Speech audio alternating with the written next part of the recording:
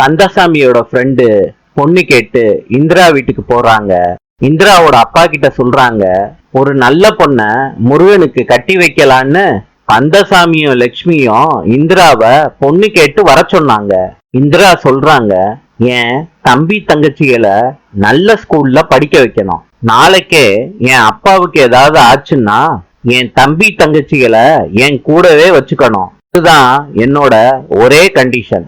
இந்திரா வீட்டுல இந்த விஷயத்த கேட்டுட்டு கந்தசாமி கூட இளநிய குடிச்சுக்கிட்டே சொல்றாரு.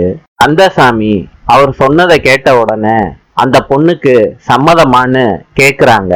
அதுக்கு கந்தசாமி கிட்ட சொல்றாரு, தம்பி தங்கச்சிகளை ஸ்கூல்ல சேர்த்து விடுறதுக்கும் அவங்க அப்பாவுக்கு ஏதாவது உதவி பண்ணா நல்லா இருக்கும்னு கேட்டுச்சுப்பா.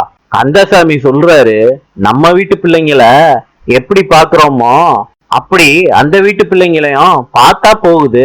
கந்தசாமி கிட்ட சொல்லாம மனசுக்குள்ள நினைக்கிறாரு, நல்ல வேளை அந்த பிள்ளை சொன்ன கண்டிஷனை இந்த ஆளுகிட்ட சொல்லாம விட்டோமேன்னு மனசுக்குள்ள நினைச்சுக்கிட்டு இருக்காரு. நாளை சந்திப்போம்.